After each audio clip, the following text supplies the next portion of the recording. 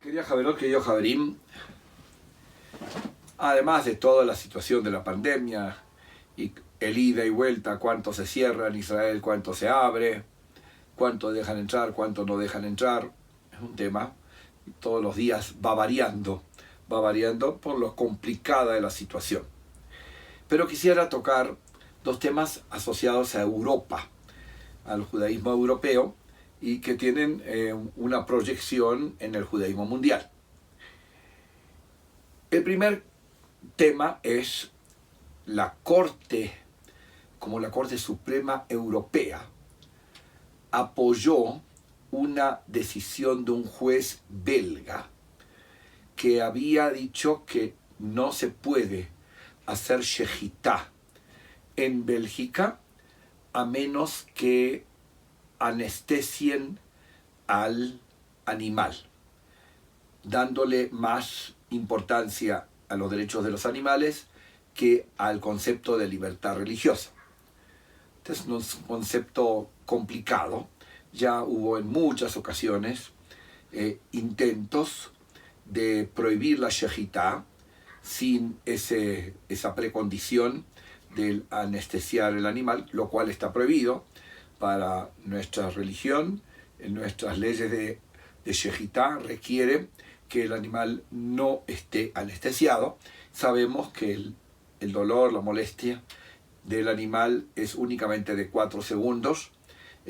Siguiendo un estudio de la Universidad de Cornell, es el tiempo que la sangre no llega a irrigación sanguínea al cerebro, porque la corte es a nivel de la yugular. Ahora, al exigir poner esa condición, no se va a poder hacer shejitá en Bélgica.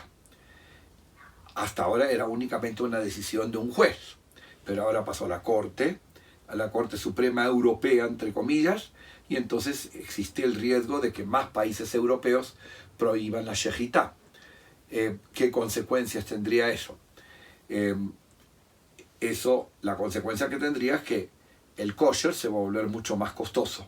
¿Por qué? Porque hay que traerlo de países, hay que importar entonces de países que sí permiten la shejitá.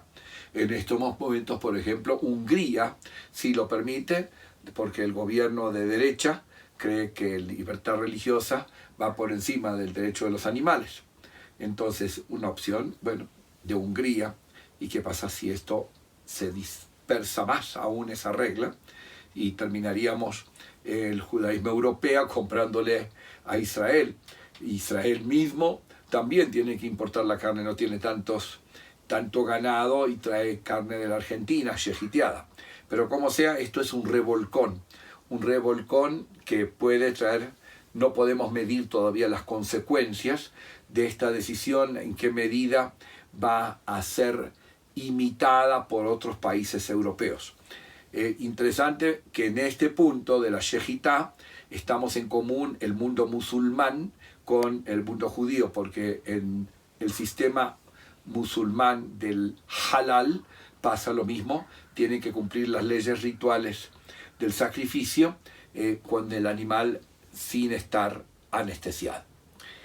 El otro punto es una corte civil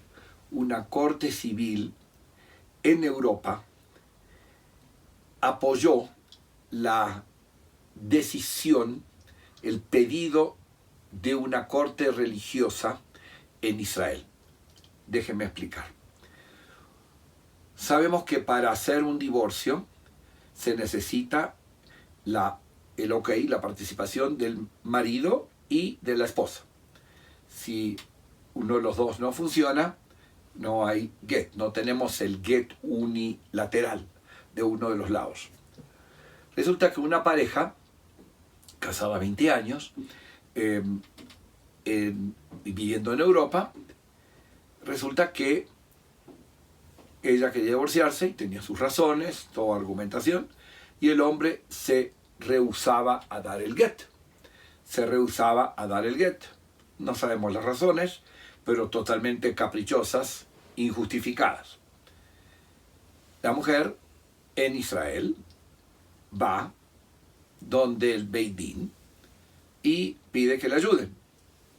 Y el Beit Din, no, el marido estaba en Europa viviendo.